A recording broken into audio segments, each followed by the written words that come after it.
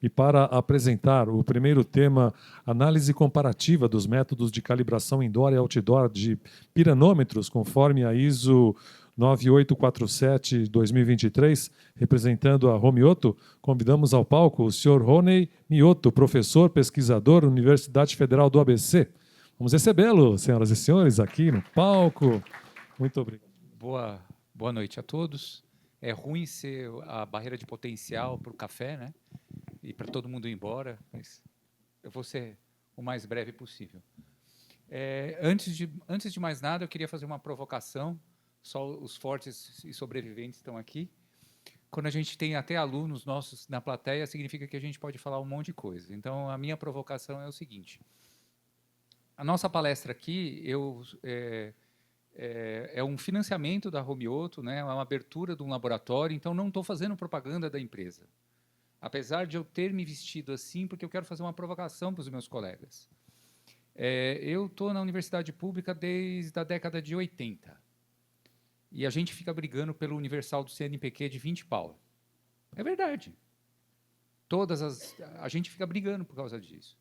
Eu acho que a gente tem que ir atrás das empresas e tentar fazer um pouco disso. Usar ajudar as empresas a desenvolver o que elas precisam e, ao mesmo tempo, fazer crescer a nossa pesquisa e fazer, como país, tá? Fazer desenvolvimento tecnológico, que isso é uma obrigação das universidades, dos institutos de pesquisa, e a gente está esquecendo disso.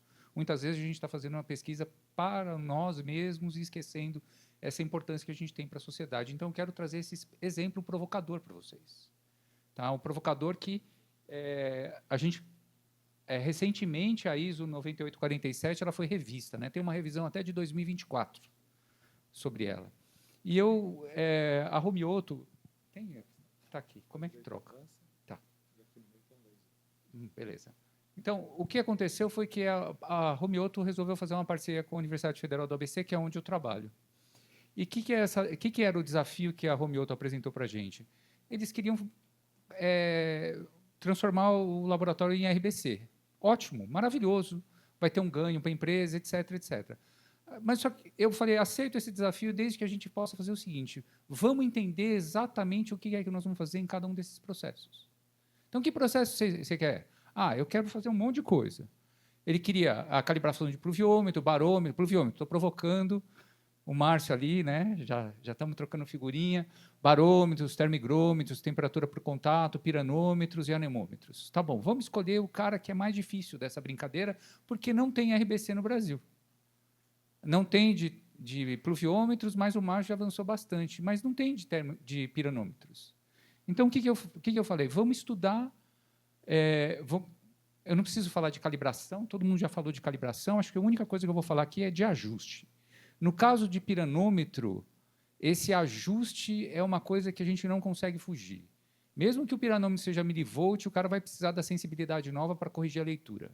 E se ele for um piranômetro Modbus, você tem que registrar um novo valor da sensibilidade para, de novo, o dado sair correto. Então, acho que talvez o piranômetro é um instrumento que, quando a gente calibra, a gente, de fato, ajusta a leitura dele, que é diferente de todos os outros, né? Então, acho que, nesse caso aqui, o ajuste não seria uma opção, né, no caso do piranômetro.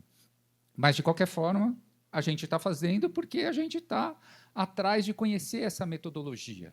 Porque a gente sabe da importância dela, a gente sabe que a gente usa a calibração para padronizar, uniformizar tudo que a gente quer fazer. Tá? Então, para você ter essa flexibilidade, como o pessoal do Inmetro falou, de você ter um reconhecimento do que você faz aqui no exterior. De você poder exportar um equipamento calibrado no Brasil ou importar um equipamento calibrado em outro país. Porque as duas vias têm que valer. Não é só de lá para cá. A gente também tem que ter isso daí. Então, é importante a gente entender, mas é importante a gente entender esta metodologia e ir atrás dessa metodologia que a gente está. Então, eu vou comparar duas formas diferentes de você calibrar um piranômetro, que anteriormente a gente não tinha. É essa revisão da norma que traz essa segunda forma de calibração, que é a calibração indoor, que é pouco conhecida no Brasil. Então, vamos lá. Está aqui a ISO 9047, né, 9847, e a gente escolheu, para não ter problema de você comparar diferentes equipamentos, como o professor Márcio sugeriu, a gente escolheu um equipamento único para fazer o experimento. Nós temos vários MS-80, que é um classe A da Eco. É isso que a gente vai fazer. Então, nós temos 9 equipamentos diferentes para calibrar e vamos comparar todos eles. Primeiro tipo de calibração que a gente faz esse aqui é o nosso padrão. O nosso padrão foi certificado em Davos. Tá? A gente tem aqui o certificado de calibração dele. E a gente usa para fazer a leitura dos dados. Dois dataloggers diferentes, são bem conhecidos de vocês, um CR1000 um CR310. Então, está todo mundo careca de conhecer esse equipamento. A gente não precisa falar nada disso. E esse é o nosso padrão, a gente tem bastante confiança, ele foi calibrado ano passado. Tá? Então, está tranquilo. Vamos lá. O que a gente fez? Primeira coisa, a gente fez as montagens in situ. Então, isso daqui é o nosso playground aqui, no teto da Romioto, onde a gente botou todos os MS-80 para fazer as medidas outdoor. Tá? E a gente tem também o nosso laboratório indoor. Então, primeiro, a gente foi olhar para os metadados. Metadados é uma coisa que todo mundo esquece. Metadados, todo mundo joga fora, só olha o resultado bonitinho. Mas o metadados traz um monte de coisa para a gente, e eu quis mostrar metadados para vocês verem isso. Olha, que se você for olhar, tá tranquilo, olha que coisa bacana aqui. Ó. 2 eventos extraordinários aconteceram. Um dia nublado. E um dia onde era um dia bastante nublado e um dia pouco nublado. Deixa eu jogar, eu não gosto dessas ponteiras laser, ser velho é difícil. Vocês estão vendo aqui, ó, tem variações muito grandes na intensidade da radiação recebida aqui. A gente tem que desprezar esses valores. Porque você vai estar comparando alhos com bugalhos. Você vai ter uma irradiância da ordem de 1000 comparado com outro evento que aconteceu segundos depois, que vai ter uma potência irradiada da ordem de 600, 700. Não pode. A gente não pode comparar essas coisas. Então, só quando você olha para os metadados, você consegue fazer isso. Se você só olhasse para os valores e vesse, tá, aceito. Não aceito. Tá? Então, é importante a gente olhar para esses metadados aí e entender o que está acontecendo. A mesma coisa quando a gente vai fazer uma análise indoor. Esse aqui é o momento que a gente ligou a nossa lâmpada. Tá? Então, obviamente, a radiância sobe, e aqui tem uns eventos interessantes. Sabe o que aconteceu nesse evento? A gente abriu a porta do laboratório, para ver se estava todo mundo funcionando direitinho, se estava todo mundo no lugar. Tem lá um pico de radiância. Então, de novo, só quando a gente comete esse tipo de... olha para esse tipo de coisa, ó, e é bastante que varia, se você for olhar. É bastante que varia a potência irradiada aqui que a gente estava medindo no nosso padrão. Então, a gente tem que tomar cuidado com essas coisas, e só quando a gente olha para o metadado, a gente pode fazer. Então, quem faz calibração, laboratório de calibração, atenção para os metadados. Já falaram aqui hoje 2 ou 3 vezes, metadados, tem vários lugares que os metadados vão junto com certificados, tem vários clientes que querem os metadados. Por quê? Por várias razões, inclusive porque, também falaram isso, né? Ele pode continuar tratando esses metadados da calibração para fazer outra coisa com eles.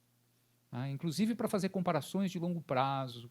Isso é muito interessante se você tiver esses metadados na mão. Vamos lá. O que é a calibração outdoor tipo B1 que está previsto lá? Então, primeiro, eu preciso ter uma potência irradiada maior que 500 watts por metro quadrado. A diferença entre o máximo e o mínimo que você vai ler no intervalo tem que ser menor que 200 watts por metro quadrado, por isso que a gente tem que descartar aqueles picos esquisitos que a gente estava vendo. Tem um ângulo do zenith solar menor 70 graus. Você faz uma média do teste do padrão e descarta quem está fora dessa média e você calcula a sensibilidade aqui. Tem uma série de condições, né? Quantos dados você tem que usar, quantas medições, tudo isso aqui está na norma e é bem tranquilo, é bem conhecido, porque era assim que a gente calibrava anteriormente também. Então, a norma não mudou nesse sentido. Então, a calibração outdoor continua a mesma, né? Então, olha que interessante aqui. Quando a gente começou a fazer essa calibração, a gente foi olhar... Isso aqui são várias amostras. Aqui estão os números de série das amostras. Então, a gente tem MS-80 que foram produzidos em diversos anos. Tá? E eles também têm diversos tipos de saída. A gente tem a MS-80 aqui com saída milivolt e com saída Modbus. Porque a gente queria entender, a gente tem um monte de equipamento no mercado que ainda não tem saída digital. Então, a gente tem que ver o que acontece com eles também. Como a gente tinha esses dois disponíveis, o nosso padrão não está aqui, obviamente, né? Esse aqui são só os nossos testes. Como a gente tinha esses dois disponíveis que são milivolts, a gente colocou aqui para fazer as medidas. Então, quando a gente olha para isso, a gente fala, nossa, que beleza, né? Cada uma dessas cores é um equipamento e está todo mundo certo. As sensibilidades não estão mudando. Olha que lindo, que maravilhoso. Ah, detalhe, esqueci de contar, né? Quantas medidas eu estou fazendo aqui? Eu estou fazendo 10 vezes não, estou fazendo 8.400 medidas.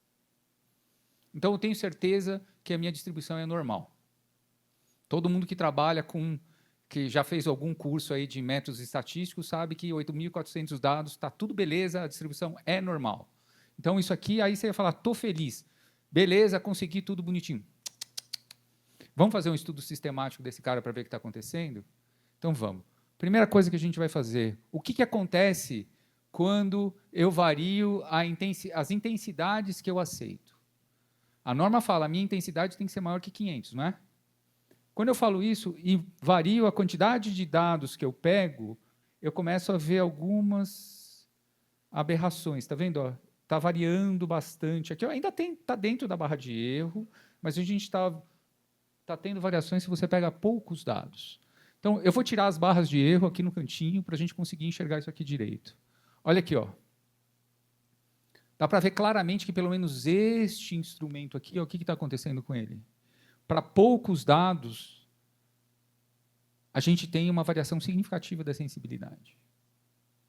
Isso vai resultar numa variação significativa da radiância quando eu for medir lá na frente. Tá? Felizmente, a gente vai ver que isso daqui está abaixo da quantidade de dados que a norma pede. A quantidade de dados que a norma pede está aqui. Ó. Então, aqui a gente já está bem estabilizado. Isso vai estar na nossa conclusão. Mas a gente pode ver uma outra coisa interessante aqui. Quando eu subo a minha intensidade mínima, eu vou vendo desaparecer. Aqui é 600, 700, 800. Você está vendo que não tenho mais o problema que eu tinha antes? Ó. É só a gente voltar. Eu não mudei a escala para ficar fácil de ver. Dá para ver claramente que a gente está perdendo aquela variação que tinha? Tá? Então, a gente conseguiu ver aqui de forma bastante simples, e até a gente foi até 1000. Tá? Até 1000, cortando em 1000 watts por metro quadrado. Tem alguns países que os caras não conseguem nem ter 1000 watts por metro quadrado, mas tudo bem, aqui felizmente a gente consegue, a gente teve tempos bons. Isso daqui esses dados aqui foram mais ou menos 40 dias no ano passado, no final do ano passado. Entre novembro, dezembro, mais ou menos nessa época, tá, que a gente pegou esses dados, que foi um tempo que teve aquela seca bem grande, a gente teve uma janela de sol bem forte aqui para fazer isso. Tá? Então, a gente já consegue ver que a primeira coisa, já sabemos duas coisas quando a gente vai tratar calibração de piranômetros outdoor. Primeiro, a intensidade, onde você faz o corte da radiação é importante. Você tampa o seu equipamento que está em teste e capta a radiação no padrão, só pelo padrão. Depois você tampa o padrão, capta só pelo equipamento teste, gira tudo, 180 graus, e repete o experimento. É basicamente isso que está escrito aqui, com umas fórmulas bastante... que você tem que ler, para você ler lá, você fica 2 horas andando, mas o pessoal precisa melhorar um pouquinho como é que faz a redação das normas, você tem que ir indo e voltando para entender claramente o que está escrito. E também é muito interessante o seguinte, tem 2 formas de calcular a sensibilidade. Essas 2 equações não são a mesma. Tá? Essa é uma outra coisa que é complicado. A norma não deveria fazer isso. A norma devia... Ou as duas... para grandes valores, muitas medidas, as normas vão se aproximar. Tá bom, no infinito todo mundo se aproxima, né? Mas tem gente que vai mais devagar, tem gente que vai mais rápido. Essas 2 equações claramente não são equivalentes. Bom, então vamos tentar fazer a mesma coisa. E aí a gente tentou fazer. A nossa limitação aqui é que a nossa lâmpada só consegue emitir radiação com um determinado valor. Então a gente não consegue fazer um screening com a quantidade variando a intensidade da radiação. A gente começou fazendo uma quantidade grande de variações do número de medidas. Número de medidas, quando eu quero dizer aqui, é o número de medidas que eu tomo para um sistema tampado. Tá? Então, a gente tem desde 20 até 900 medidas. Legal? Então, dessa vez, a gente não observa aquele fenômeno. E aí a gente até consegue entender, porque a gente observou aquele fenômeno quando? A gente observou aquele fenômeno quando a gente estava com radiações, principalmente quando as radiações eram abaixo de 600 watts por metro quadrado. Então, é bastante razoável que aqui a gente não observe aquela variação. Mas, de qualquer forma, o que aconteceu quando a gente foi aumentando o número de amostras? Né? A gente foi... Quando a gente foi... O que aconteceu quando a gente foi aumentando o número de amostras? De novo, a gente vê que a sensibilidade converge para mais ou menos os mesmos valores. Tá? As variações que a gente tem aqui, a gente pode considerar como sendo variações estatísticas do meu sistema, porque eu estou pegando um número de amostras diferente. Bom, então vamos agora ao último ponto do nosso trabalho. Eu quero comparar esses dois métodos, eu quero saber se esses dois métodos são equivalentes. Um demora dias, semanas, dependendo do tempo que a gente está. E o outro eu consigo fazer mais rapidamente, porque eu estou no controle do laboratório. Então, será que eles são comparáveis? Então, vamos comparar. Se eu tenho uma potência irradiada da ordem de 600 watts por metro quadrado, então esse aqui é o dado indoor, esse aqui é o dado outdoor. Indoor, outdoor. Indoor, outdoor, e assim sucessivamente. O que a gente observa? O máximo que acontece é que a gente tem uma dispersão maior dos dados quando eu estou tratando indoor. Isso é razoavelmente aceitável, né? Mesmo porque a gente está usando um número de dados menores quando está fazendo tratamento indoor. Então, eu espero que isso aconteça. E quando eu vou aumentando a irradiação, eu vou mantendo esta equivalência. Talvez um dos nossos sensores aqui, apenas, esteja mais ou menos no limite da equivalência. Mas quando eu vou aumentando aqui a intensidade da radiação, no caso do sistema outdoor, eu vou chegando cada vez mais próximo. Até que em 1000, até as barras são mais ou menos equivalentes. Tá. Você vê, eu tentei...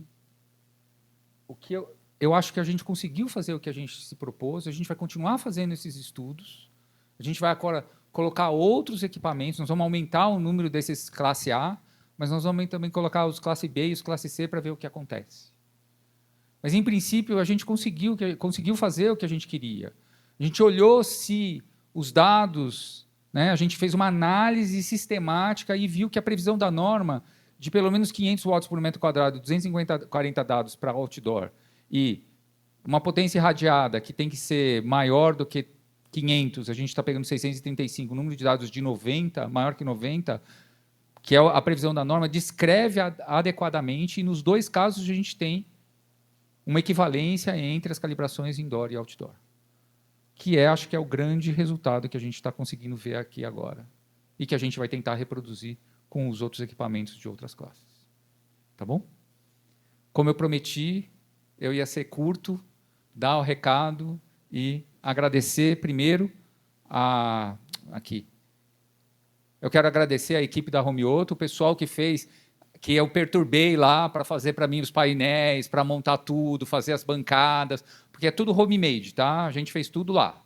Então, esse é o pessoal que trabalhou, o Daniel e o João Vitor, que fizeram várias das medidas. Então, eu preciso dar os créditos ao pessoal que trabalhou bastante para a gente conseguir fazer esse trabalho e que vai continuar trabalhando para fazer isso daí.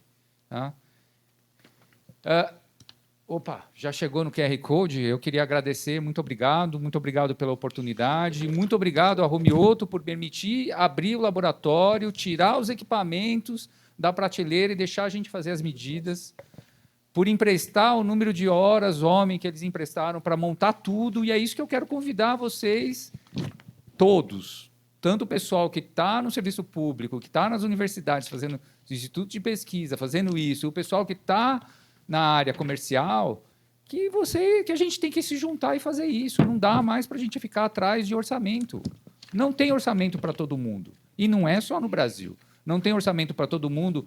O pessoal gosta de ler currículo, né? E, sim, eu fiquei na Inglaterra 2 anos, eu fiquei na Alemanha. Não tinha orçamento lá também. Tinha que bater na porta da indústria para pegar dinheiro. Senão, não tem dinheiro. É isso. Essa é minha provocação para todo mundo. Tá bom? Obrigado. Obrigado pela oportunidade. Ó, vou ficar bem acompanhado aqui.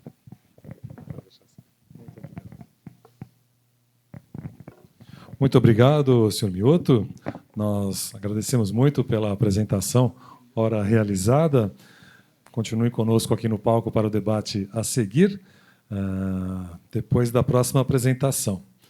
A última palestra desta tarde com o tema Como a mudança climática pode afetar a medição do tempo. Gostaríamos de convidar ao palco o senhor Marcelo Antônio Barros de Sico, pesquisador meteorologista, Diretoria de Meteorologia Científica do Inmetro. Vamos recebê-lo, senhoras e senhores, com os aplausos de vocês. Muito obrigado. O senhor Marcelo é astrônomo formado pela Universidade Federal do Rio de Janeiro, mestrado em Políticas Públicas e Desenvolvimento pela Universidade Federal do Rio de Janeiro, mestrado e doutorado em Ciências Planetárias pelo Observatório Nacional e atualmente é pesquisador tecnologista do Instituto Nacional de Meteorologia, Qualidade e Tecnologia, o Inmetro, onde atua no Laboratório de Tempo e Frequência. Então, senhor Marcelo, seja muito bem-vindo. Já vou passar aqui o microfone para o senhor iniciar a palestra. Tenha bondade. Muito obrigado. Boa tarde a todos. Resolvi fazer o meu currículo bem curtinho para não ficar extenso, né? Enfim, é interessante que a palestra de início a gente estava tratando do clima no macro, né? E a gente foi para o micro, né? Ou seja, a gente foi como estabelecer medições, né, pontuais do clima, na verdade, é isso que a gente está fazendo o tempo todo, e com uma visão meteorológica importante. E agora, né, no final, a gente volta para o macro, porque o que eu vou falar aqui é a visão macro do clima terrestre, né, do meio ambiente onde a gente habita. Então, eu convido a todos a irmos do micro, que ficamos aqui várias horas e, né, durante 2 dias, para voltar para o macro, ou seja, o ponto inicial, porque, afinal, nós somos viajantes num planeta azul, nesse infindável espaço. Então, todos estamos na mesma nave e precisamos cuidar do planeta, porque sem o planeta não há vida, né? Então, isso que a gente tem que primar. Bom, primeiramente, como eu aponto para falar um pouco do tempo. Aí começa a confusão, né? Porque, primeiro, a gente é metrologista, não é meteorologista. E agora eu vou falar do tempo, mas não é o tempo se chove ou faz sol, é o tempo do clock, né, do relógio. Então, já vou bagunçar um pouco a cabeça de vocês, mas vocês vão acostumar que esse meu tempo é o tempo do relógio, né? O laser é onde? Ah, tá. Então, o primeiro slide é como o homem media o tempo, né? Isso é uma atividade muito antiga. Mostro aqui o Antigo Egito, já com as primeiras tábuas de medição do tempo, marcando o uso do sol. Depois a gente vai evoluir bastante, né, usando ferramentas como a vela para medir o tempo, relógio do sol, usando água, inclusive. E foi evoluindo para a Idade Média, depois para a Revolução, né, pós-Idade Média, né, quando começa o Iluminismo. E aí começam a se desenvolver relógios sofisticados. Esse relógio funciona até hoje, em Praga, e ele é lindo, né? Ele representa vários fenômenos astronômicos ligados ao tempo. E daqui a gente faz um pulo. Imagina que ficamos 300 anos usando o mecânico, o analógico, e chega a revolução atômica, e aí começamos a fazer a medição usando os fenômenos quânticos, né? Os fenômenos do átomo. E, hoje em dia, isso vem evoluindo muito, E os atuais e os mais modernos relógios são os relógios ópticos, que são de uma precisão de 10 a menos 18 segundos. Isso é uma precisão que vai revolucionar a indústria e a forma como nós observamos os fenômenos da natureza.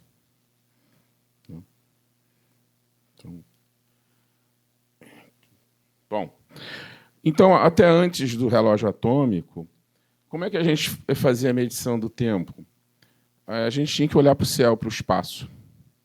Então, eu mostro aqui uma luneta meridiana no Museu de Astronomia, que eu convido a todos a irem ao Rio de Janeiro conhecer. E ficava um astrônomo com um olho aqui, esperando a passagem de uma certa estrela no meridiano local, e ele fazia com um cronômetro a marcação da passagem dessa estrela.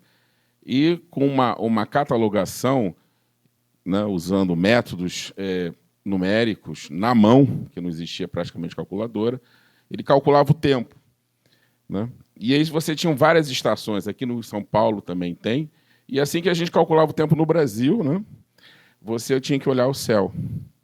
Né? Só que essa medição, né, ela é extremamente trabalhosa, e o erro dele, para hoje em dia, seria um erro que a gente não poderia estar considerando, né, por conta das transações eletrônicas, né, principalmente. Por sorte, veio o desenvolvimento da escala atômica, né, do tempo atômico, que é o relógio de Césio, pós-revolução atômica, que nós chamamos do tempo atômico internacional, que ele usa um relógio com a variação da frequência do átomo de Césio 133, quando ele faz uma transição. E esse aqui é o número cabalístico da frequência que ele define o segundo. Tá? Esse número foi definido de uma fórmula bem sofisticada e de uns debates da academia, usando o segundo do século XIX, e aí fizeram uma média. Enfim, chegou-se a esse número, que é esse número de transição do átomo de Césio, e isso é que define o nosso segundo hoje em dia. Bom, e como é que é feito isso? Né? Primeiro, você tem os relógios atômicos, né? Você tem, como eu falei antes, o tempo da Terra, que a gente chama hoje de UT1. O T1 quer dizer que é o tempo terrestre, é o tempo da variação da rotação da Terra, o tempo que a Terra toma para ela voltar no mesmo ponto no espaço. Tá? Eu digo, na superfície, né, ela dá um giro e você está apontando para a mesma direção no espaço. Mais ou menos, grosseiramente, é isso. E aí você tem o UTC, que é o tempo universal coordenado, que hoje em dia ele usa várias instituições no mundo inteiro, com seus relógios atômicos, é mais ou menos uma média ponderada que se faz, que é transmitido para o UTC, e o UTC faz uma grande média, e aí ele coordena e calcula o nosso relógio, o nosso tempo universal. Tá? E esse tempo, ele é o padrão hoje em dia, ele é usado para a sincronização de sistemas de comunicações, a internet que vocês usam, transações comerciais, os tags, né, os estamps dos bancos, né, que você tem que ter, a hora que foi feita a transação, a compra e venda na bolsa, a frequência, a disseminação da energia elétrica, que ela tem que usar frequências definidas, e você tem que usar o padrão do tempo, do segundo, e o posicionamento dos satélites de navegação, GNSS, que são, hoje em dia, as constelações, né? Elon Musk, tem da Amazon, os satélites GPS, né? Que são constelações que precisam da medição do tempo precisa para se comunicarem e determinarem o posicionamento local. Então, você vê que hoje o tempo está em nossas vidas. Bom, aí começa a brincadeira. Por quê? Porque a Terra, que é o UT1, ela varia a sua rotação. Ela não embora para nós, humanos, a gente não vá perceber a variação da Terra de um dia para o outro, mas ao longo de milênios, a Terra varia a sua rotação. Se você fosse levar isso em consideração em torno de 2, 3 mil anos, o tempo, se você tivesse um relógio, né, e zerasse ali, dali a 2, 3 mil anos, você teria mais ou menos meia hora, 1 hora de diferença entre seu relógio e a rotação de 24 horas da Terra. E pior, com o tempo atômico internacional, né, comparado com a rotação da Terra, foi se verificando que, a partir de um tempo definido, da década de 60, exatamente foi se vendo essa disparidade entre o tempo terrestre, o tempo da rotação terrestre, e o tempo atômico, né? E aqui eu mostro um gráfico desse offset, né, essa diferença entre o tempo da Terra, vamos falar, o tempo da Terra, o tempo da rotação, que a Terra demora para fazer a sua rotação, e o tempo atômico. E aí foi se notando que o dia atômico, vamos dizer assim, de 24 horas, não batia com o dia da Terra de 24 horas. Existia uma diferença que, ao longo do tempo, ela foi crescendo, claro. Uma diferença de pouquíssimos milissegundos, décimos de segundo. Mas, se você for contando ao longo do tempo, essa diferença, esse offset foi crescendo. Ou seja, você tinha que começar a pensar em inserir um segundo no teu relógio para compensar e bater com a Terra, porque a Terra, o dia ia ficando cada vez mais longo da Terra, mas o dia atômico não, ele é um padrão, então ele não varia. E aí as comissões, os pesquisadores resolveram criar o chamado leap second, ou segundo intercalado, que a partir de 72, né, eles foram colocando um segundo no tempo universal coordenado, que é o nosso tempo, né? E aí você novamente reequilibrava, vamos dizer assim, as 24 horas do tempo atômico com as 24 horas da Terra. E aí, desde 72, nós colocamos 27 vezes o segundo para compensar, né, a extensão do dia da Terra com a extensão do dia, vamos dizer, o dia medido para o tempo atômico. Bom, aí a coisa vai ficando mais interessante, porque o leap second, que é o segundo que não existe, e o relógio faz exatamente isso. Ele bota mais um segundo, ó. Ele cria os 59 e os 60. Agora, vocês imaginem que isso era feito geralmente em junho ou em dezembro, era adicionado esse segundo, quando essa diferença do tempo da rotação da Terra com o tempo atômico atingia uma diferença de 0,9 segundos. Agora, vocês imaginem, isso tudo bem. Nos anos 70, 80, era ainda uma época analógica. Então, era mais tranquilo. Mas, a partir dos anos 90, depois dos anos 2000, que migramos para a revolução da era digital, você imagina você colocar um segundo nos sistemas computacionais. Isso começou a gerar um grande problema. Tá? E aqui eu mostro que os efeitos da rotação da Terra com a medição do tempo, né, ao longo, sempre foi que a rotação começou a desacelerar, por isso que a gente começou a usar esse leap second. Né? Eu mostro aqui um gráfico que vem desde as eras antes de Cristo, mostrando aqui que o dia da Terra ela foi aumentando. Claro que eu falo que aumento do dia é coisa de milissegundos, tá? Não é que vai aumentar 3 horas, não. São pequenas diferenças, mas que dão grandes problemas para nós hoje em dia, né? Até aqui tudo bem, né? O leap second, nós vamos colocando, vamos resolvendo os problemas no sistema, mas aí chegamos aqui nos anos 80, no século XX, e aí a bagunça começa. Por quê? Aqui eu faço primeiramente um zoom, mostrando a escala. Você vê que realmente o dia, nosso dia natural, que é o dia humano, né? O Sol, ele está aumentando devagar, né? Mas aí, o que acontece? Esse aqui é outro gráfico, tá?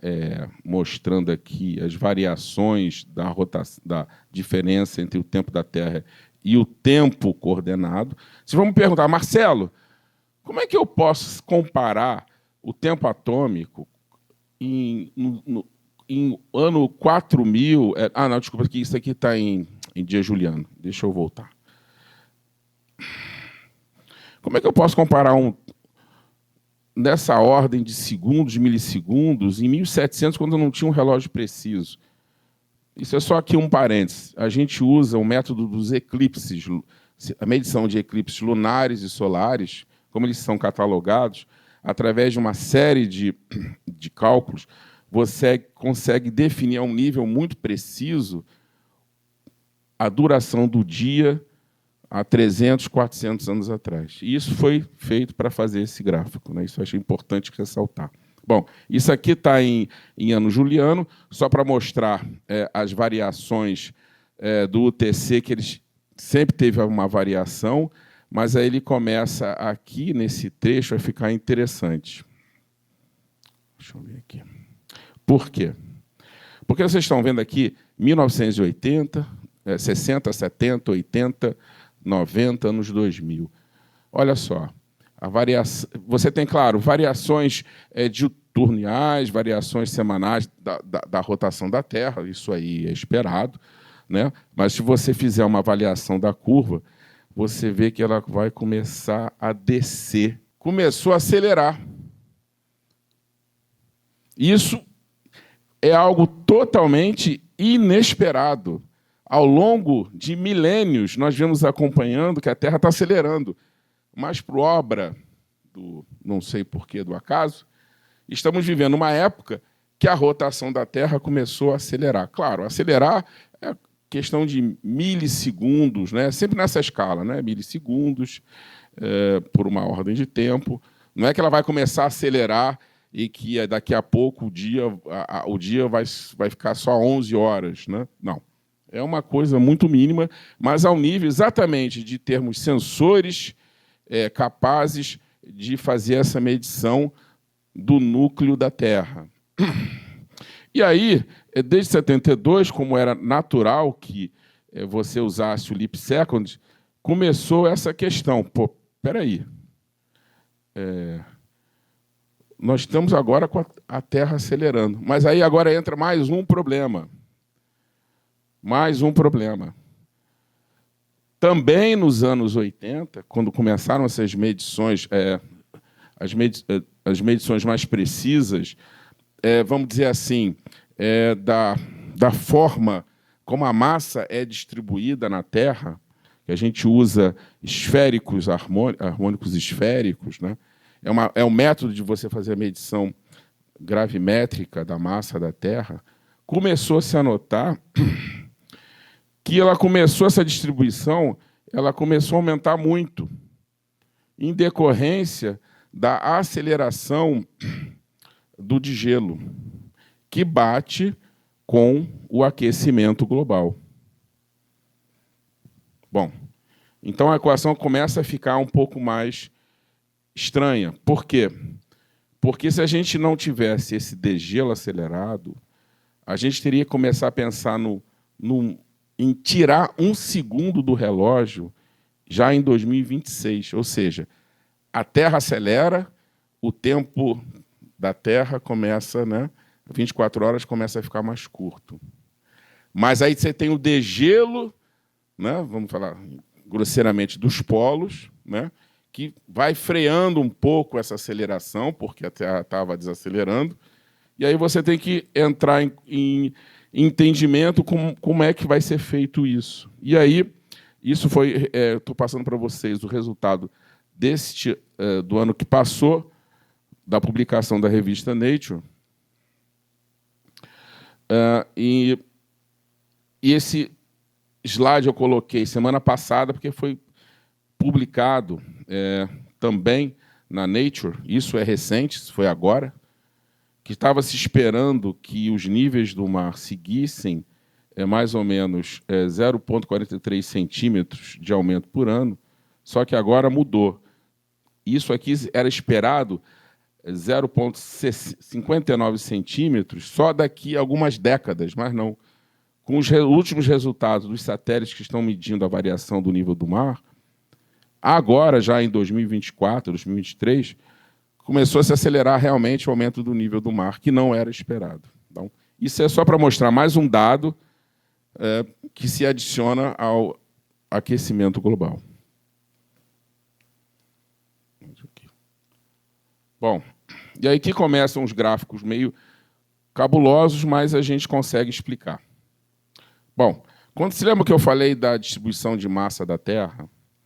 Essa distribuição de massa da Terra, que é, por conta desses gráficos que eu acabei de mostrar para vocês, mostra a interferência do... Olha, é a primeira vez em que se sabe que a ação humana está modificando a medição do tempo. Por quê? Porque com a aceleração do degelo, né, com essa transferência de massa para distribuição de massa da forma da Terra, e aí você tem uma série de fenômenos que são bem complexos, que são os efeitos de maré, o efeito de deformação de maré, você tem a questão do movimento dos oceanos, isso tudo entra nessa conta. E quando você tira isso tudo, e você chama isso tudo de uma forma da massa da Terra se acomodar com a questão do degelo, você leva a esse gráfico, que é um gráfico importante, que ele mostra que a variação entre o tempo da rotação da Terra e o tempo atômico, se não tivesse essa mudança da forma da massa da Terra, vamos falar assim em termos mais leigos, o tempo da Terra estaria mais curto, e a gente teria que pensar já em 2026, nessa curva mais aqui inclinada, em tirar um segundo. Mas com a ação do homem, causando o degelo acelerado, essa curva ela ficou menos inclinada que essa parte de cima. Então, a gente tem mais um tempo para pensar, afinal, vamos tirar um segundo ou o que fazer? Então, é o homem simplesmente alterando de uma forma muito clara a medição de tempo. Olha ao ponto que nós conseguimos chegar, né? Então, o que está realmente acelerando a rotação da Terra, que é um evento natural?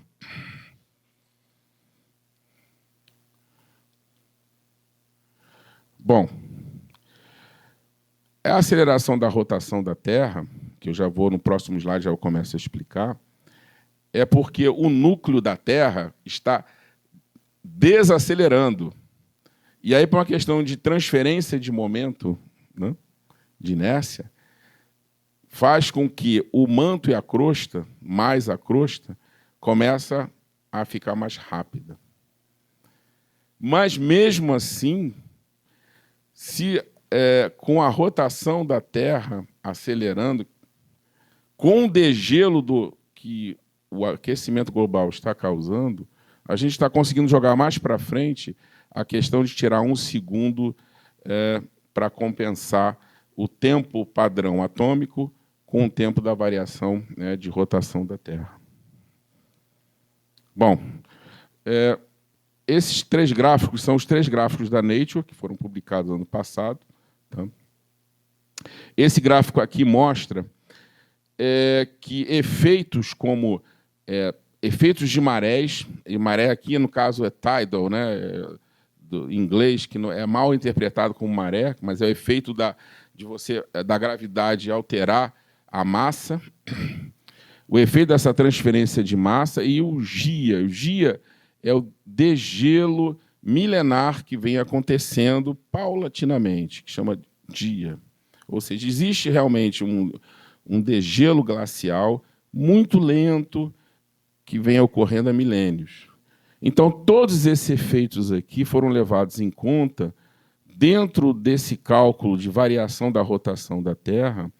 E aí, quando você leva em conta esses efeitos, você vê que existe alguma coisa que está relacionada à massa da Terra de uma forma muito pontual e muito um espaço de tempo curto, que está fazendo a variação da rotação da Terra cair. A variação da rotação da Terra. E, consequentemente, está fazendo a variação a rotação da Terra subir. E nesse gráfico, eu vou para um próximo para não ganhar tempo. E esse gráfico aqui, que é uma forma do gráfico anterior, né? É um gráfico que mostra... Eu tirando residual aqui, quer dizer, eu tiro todos os efeitos naturais que alteram essa variação da Terra localmente, e o que sobra? O que sobra foi que essa variação da Terra que está caindo, a variação da Terra, da rotação da Terra, ela vem caindo a quase zero, ou seja, a gente está voltando ao nível do dia. No século XIX foi quando criado o segundo padrão analógico do século XIX, ou seja, a gente está voltando à duração do dia terrestre do século XIX, por conta dessa aceleração do núcleo. Só que isso continua. Continua?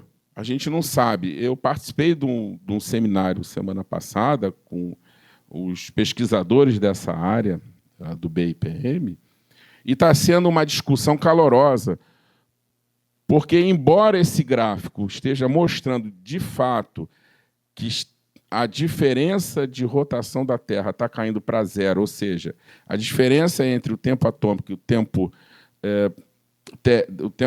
do dia da Terra está indo para zero, mas, ao mesmo tempo, ele continua.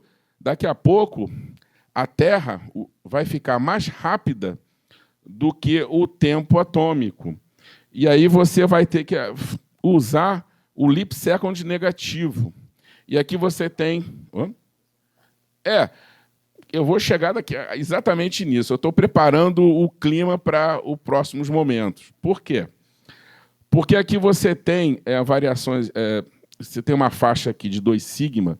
Pessoal, vamos fazer aqui uma simulação. Vamos fingir que o degelo que a gente está causando está acelerando cada vez mais e vai ser 100 vezes maior nos próximos anos. Então, esse leap second negativo ele vai indo quase lá para 2040, 2050. Qual é o outro extremo? Não tem degelo, e aí o leap second vai ser logo em 2026. Então, esses são 2 extremos, tá? Só por uma questão de simulação. Mas, na verdade, o centro aqui é o que está valendo, por enquanto. Lá pelo ano de 2030, tem que se pensar em tirar 1 segundo do relógio. Isso nunca aconteceu. Bom, esse aqui é apenas um gráfico para mostrar, né, como o núcleo da Terra está desacelerando, que eu já tinha explicado anteriormente. Vocês vejam aqui que nessa faixa entre 76 e 2000, a variação da medição do dia da Terra com a variação do tempo atômico, né, era uma coisinha suave, ou seja, a Terra estava desacelerando e a gente colocando o leap second, uma coisa muito calma, mas, de repente, com o degelo acelerado, essa curva começou a mudar, né? E aí a gente tem que repensar se a gente vai agora tirar 1 segundo do nosso relógio, em um dado momento. Bom, aqui eu mostro a Terra, né, o núcleo, manto e crosta, né, apenas expondo o derretimento da capa polar ela faz com que a velocidade angular da Terra caia, mas, ao mesmo tempo, a velocidade angular do núcleo que está caindo está transferindo o aumento da velocidade angular da Terra, e a gente tem que pensar no núcleo, no leap second, que é o segundo intercalar negativo. E aí que vem... Eu sei que é um pouco confuso, mas vocês vão acostumar com essa ideia, né, de vários fenômenos que permeiam a Terra, uns aceleram, outros aceleram, mas o que o artigo na Nature fez foi: vamos tirar tudo que seja natural, tudo que esteja desacelerando a Terra, e vamos liquidamente ver o que realmente está alterando e fazendo a Terra acelerar.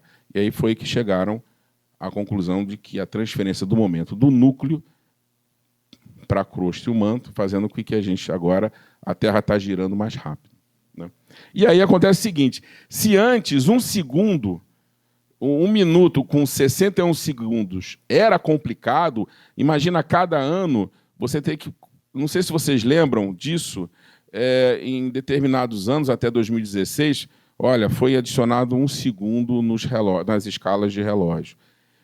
Em 2012, 2013, isso deu um problema enorme, porque os sistemas não estão adaptados para você incluir um segundo. E aí você teve problemas nos aeroportos da Austrália, que atrasaram porque os sistemas não conversaram. Me parece que teve um problema na Bolsa de Valores também, lá da Ásia, que também deu um crash, e demoraram um tempo até voltar. O Reddit, aquele fórum, a Amazon, essas grandes big techs, né, também entraram em conflito com o sistema de tempo.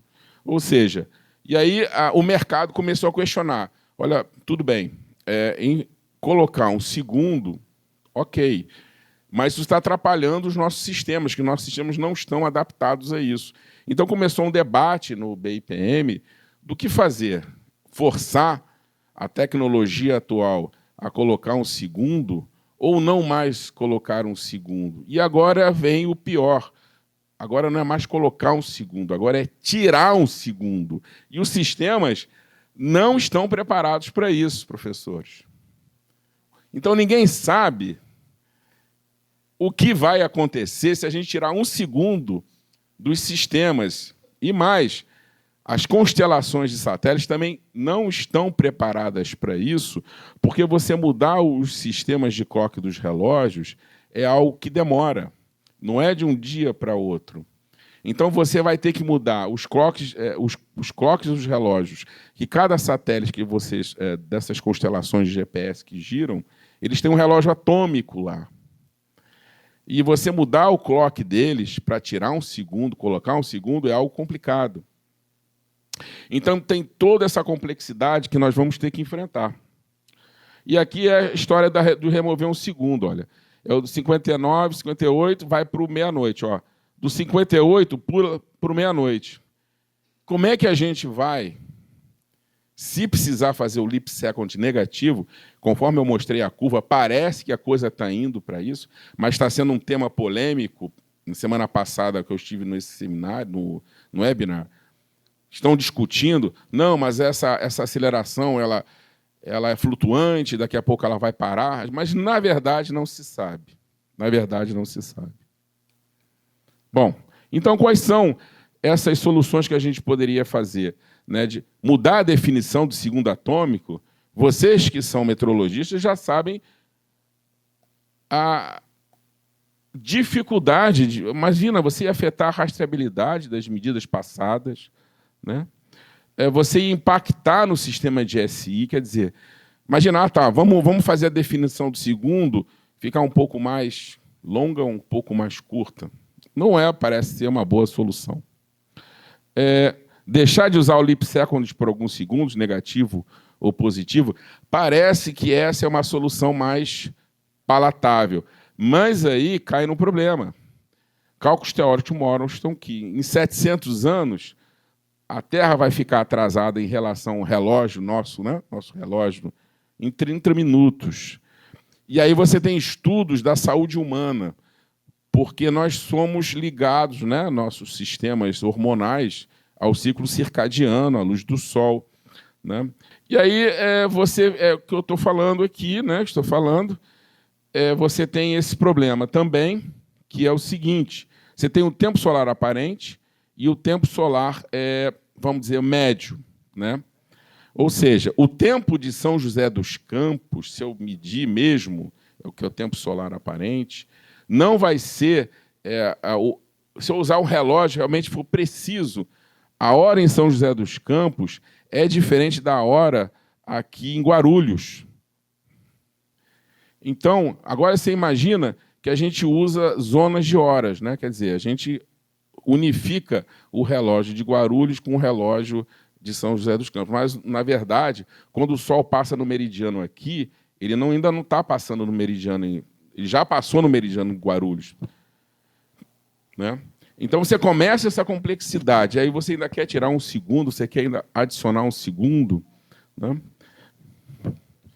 Bom, e aí você tem a questão dos satélites de GPS, dos satélites GNS. Será que seria uma solução usar o tempo dos satélites, substituir o UTC? Também parece que não é uma boa solução. Bom, então, concluindo, a rotação da Terra ela varia, mas por fatores antropogênicos, o ser humano conseguiu essa grande obra de alterar a medição do tempo da Terra, né? Ainda está em discussão o que vamos fazer. Se realmente tiver o leap second negativo, vamos tirar um segundo do tempo para a gente deixar escalonado o tempo natural da Terra com o tempo de 24 horas do relógio, até o quanto, professores, é importante nós mantermos o tempo artificial do relógio atômico com o nosso tempo natural de 24 horas. Até onde isso é importante? Será que não é importante? Isso é um debate, tá? Então, eu agradeço a todos nessa palestra. Aqui eu coloco algumas soluções, né, que os meteorologistas estão discutindo. E ano que vem haverá uma grande discussão sobre isso, se usando os métodos alternativos do GPS, para não ter esse problema. Se você for tirar o leap second, você parar de usar o TC, e, enfim, é uma forma talvez menos impactante dos sistemas da Terra, ou você aumentar a diferença entre o teu da Terra e o do tempo UTC até 2035, ou seja, aqueles 0,9 segundos quando o extravasa, vamos botar agora 2 segundos. Isso aí pode durar 2 séculos. É uma discussão. Então, eu agradeço aí a participação e muito obrigado. Aqui é a minha referência, né, que eu usei, está à disposição de vocês. E muito obrigado. E para dar o recado do Inmetro, nossos contatos, né, que vocês podem falar conosco, estamos aqui à disposição de todos e ficaremos muito felizes com vocês realmente utilizando o sistema Inmetro. Muito obrigado.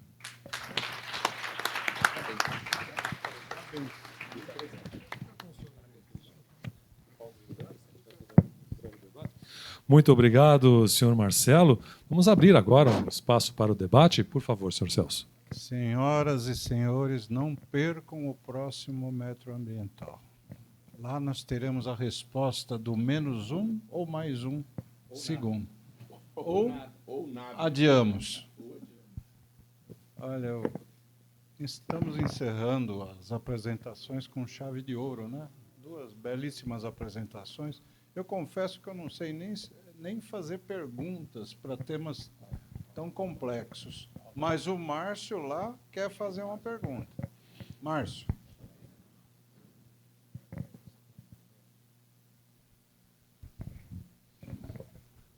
O Marcelo me deixou meio atrapalhado no tempo aqui, mas... né? Rony, é legal o trabalho que você fez ali.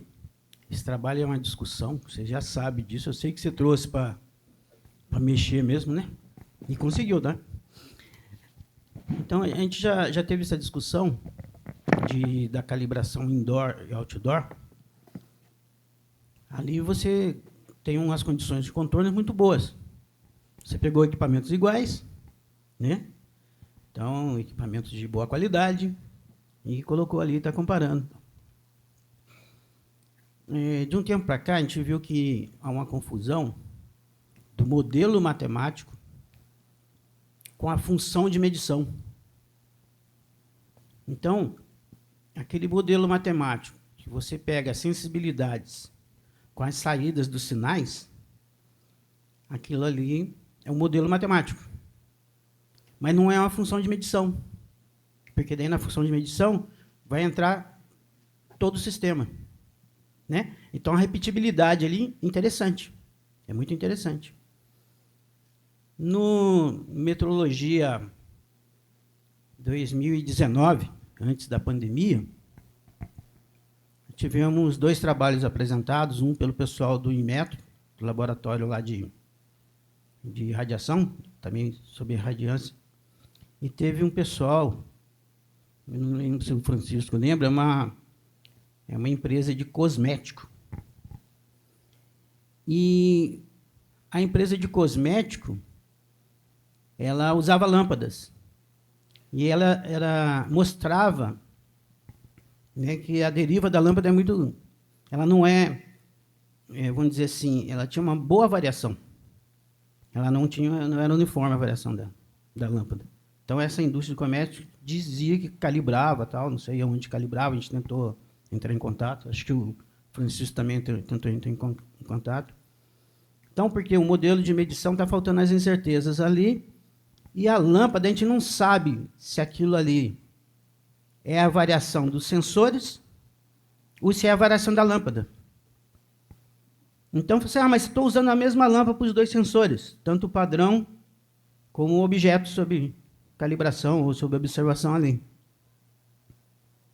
Não, mas se não tem importância a lâmpada, então você queima a lâmpada ali, você vai, né? Compra qualquer lâmpada, entre aspas, né? E coloca lá se não tem isso aí.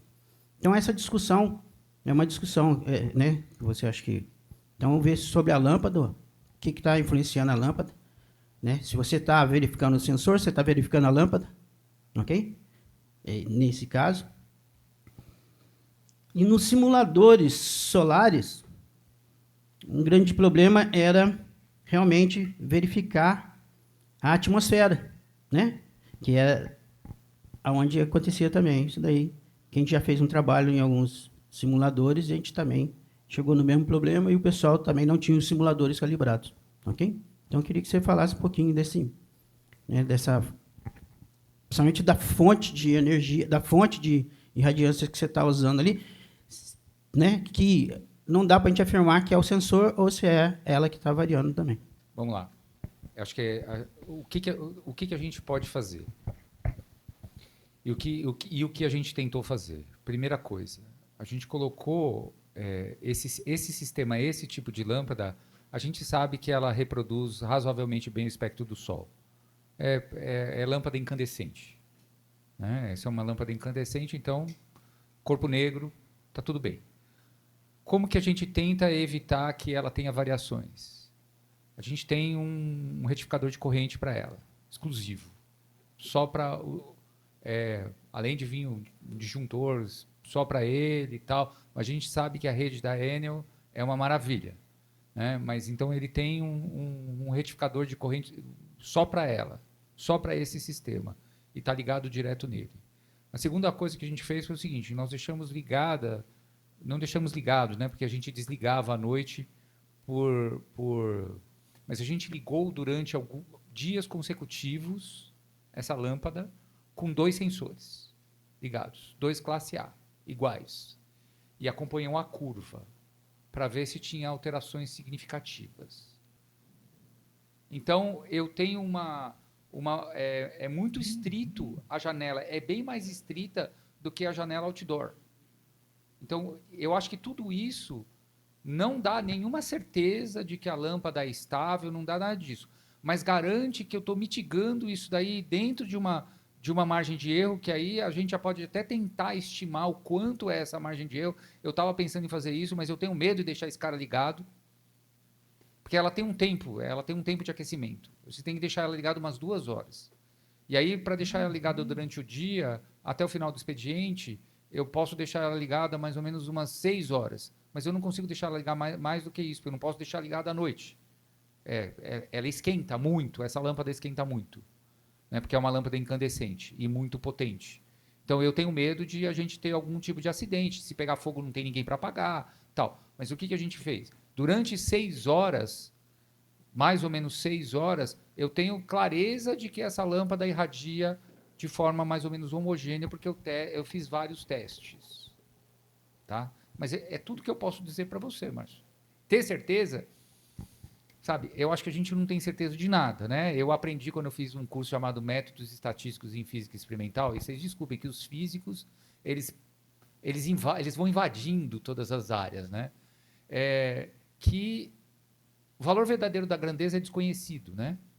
O que a gente sabe é uma probabilidade de que o valor medido é equivalente ao valor verdadeiro da grandeza. Então, eu acho que a gente está dentro desse contexto.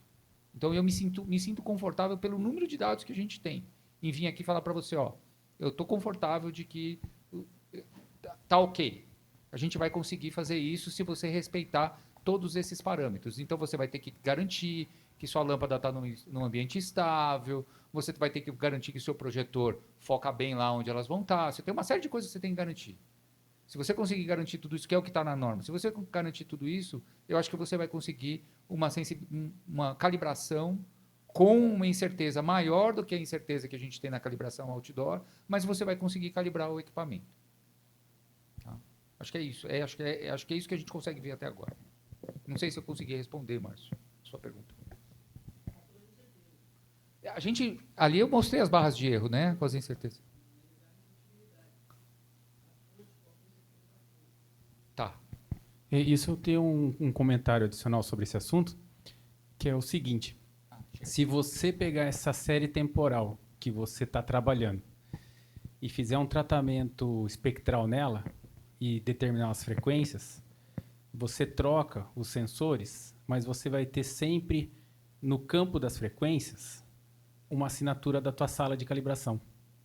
E aí você vai conseguir, para cada série temporal que você gera de uma calibração, saber qual seria o tipo ruído de fundo, tá? Então, se você aplicar um tratamento um pouquinho mais matemático na tua série temporal, você consegue sai do campo de tempo e vai para o campo da frequência, que aí as coisas saltam na sua frente. E aí você vai determinar o pico da variação da lâmpada, você vai determinar as interferências da tua sala, e não importa qual sensor você botar lá dentro, você vai ter a assinatura da tua sala. Isso é uma coisa bem bacana, fica de sugestão para vocês fazerem e talvez dê certo. E outro comentário rapidinho, só para fechar assim, é que é o seguinte, se a gente tirar o segundo do tempo, na mesma hora que a gente abrir a porta, eu acho que na palestra do nosso colega ali, a gente dispensa o primeiro motor para poder fazer a viagem no tempo que ele estava sugerindo. Tá bom? O motor de dobra. Gente, nós estamos chegando ao final. Vamos...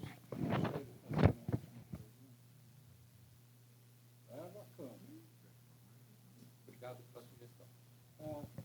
Tem mais um. Quantas perguntas nós temos mais? Vamos dimensionar isso.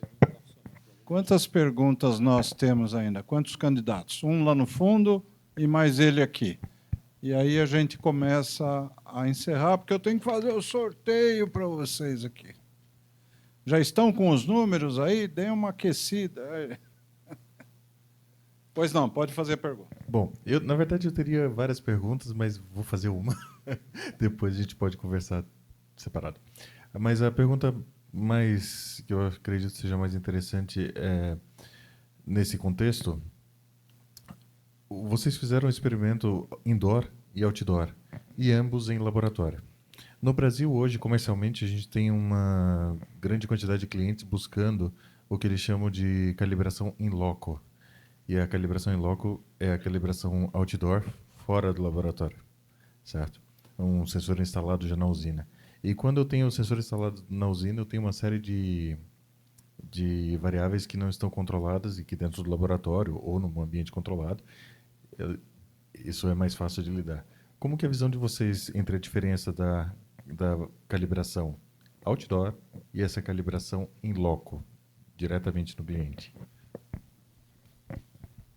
Então, acho que a primeira pergunta que tem que ser feita é o que eu preciso?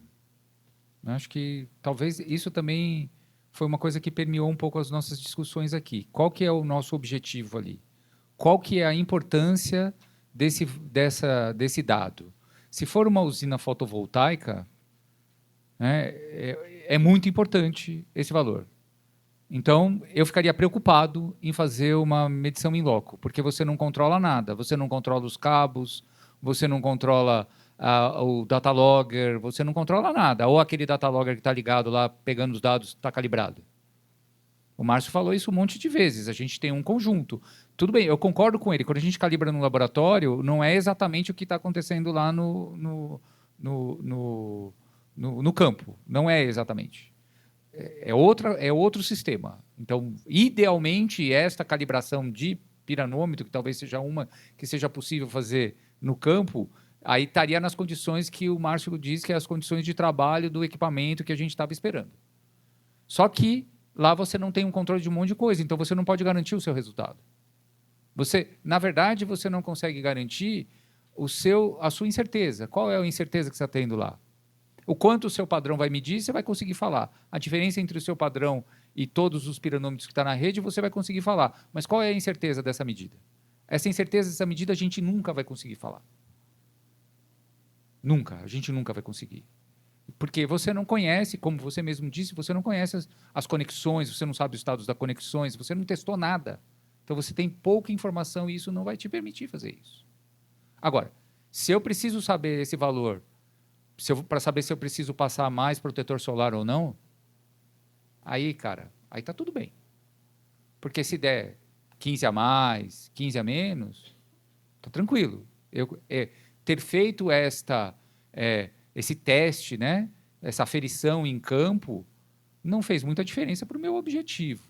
Agora, como a produção de energia a partir de usina solar depende exatamente de saber o quanto está sendo convertido, para saber se o cara está jogando na rede aquilo que ele tem que jogar, que é o contrato que ele tem para o governo, eu não me arriscaria.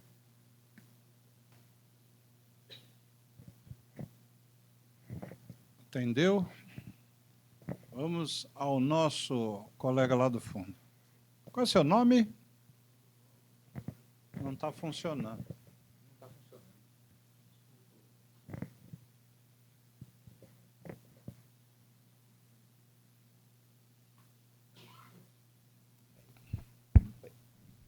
Oswaldo, sou da Lightworks. Me ocorreu uma dúvida aqui. Bom, primeiro, parabenizar o trabalho do Rony, que foi excelente, foi muito interessante as questões que ele levantou. Me ocorreu aqui que na calibração indoor, normalmente em fotometria, não se faz 90 medidas, né? Então, claro que é possível fazer 90 medidas numa condição indoor, automatizar o processo, etc. e tal, mas normalmente os laboratórios não fazem 90 medidas, né? Embora isso seja recomendável. Eu não sei qual que é, não me ocorre agora, quantas medidas a própria norma ISO recomenda para a calibração indoor. 90. Mas, sim, só para concluir. Mas, de qualquer forma, quer dizer, me ocorreu que seria interessante saber observar a convergência ou a divergência daquelas dois resultados, do indoor com o outdoor, quando o número de medidas não é 90, mas é o contrário. O número é 10, 20, 15.